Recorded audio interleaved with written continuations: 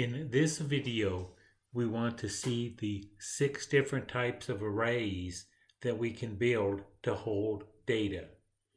The first would be scalar data, and a scalar is a primitive data type such as int or bool, character, or float. In this example here, we have an array of scalar data, and so to access this particular cell right here, we put the name of the array and the subscript, and of course remember that subscripts start at 0. Now instead of storing data here, we can store pointers here, and then the pointers point to the data. So again we have the array, but we have the addresses stored in each cell, not the data. And so to get to this element right here, we specify A, which is the name of the group. We specify 2, which is the subscript, which takes us right here. And then we use the dereference operator to take this address and to move to that data. The second method is to store structure data. And this case, we have the ID, which is the structure, first field, and the second field would say be the grade point average. So an array of structure data, to reference the 67, we first of all start with the name of the array. We then subscript it to go to cell 2. That gives us the structure, and then we use the dot operator to prick out the appropriate field. In this example, we have an array of pointers, but now they point to structures. And so to reference this field right here, we first of all start with the name of the array, and then we specify the correct subscript, which takes us right here. And then we dereference A sub 2, so we dereference this, and that takes us to this location. And then since that is a structure, we use the dot operator to spell out the field.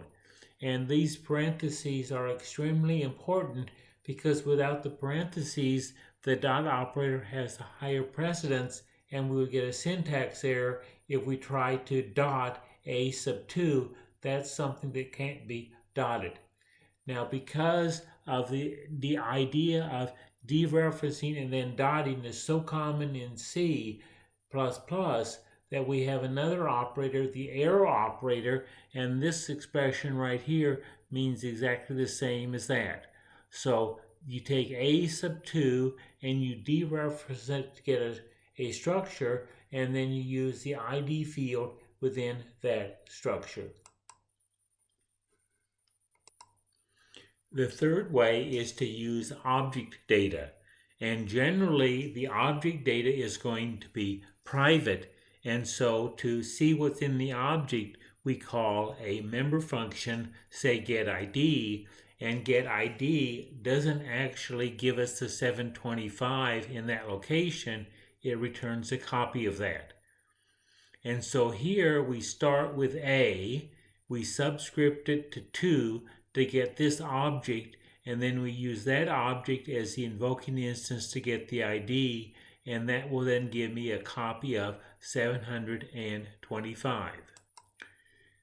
The last one is the more complicated of the 6, where we have a pointer to object data.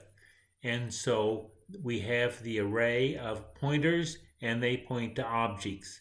And so if I want to see what that information is right there, I first of all have to calculate A sub 2.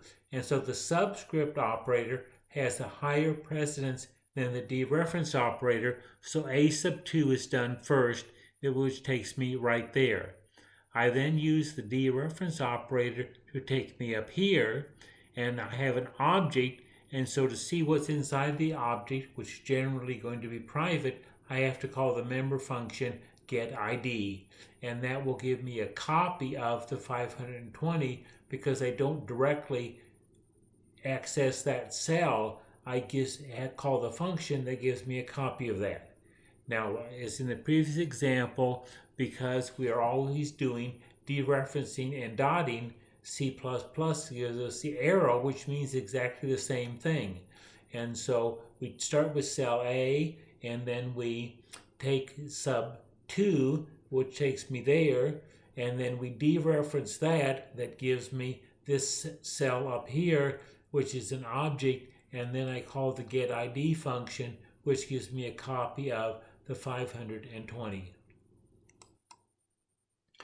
The array, the structure, and the object are built into C++.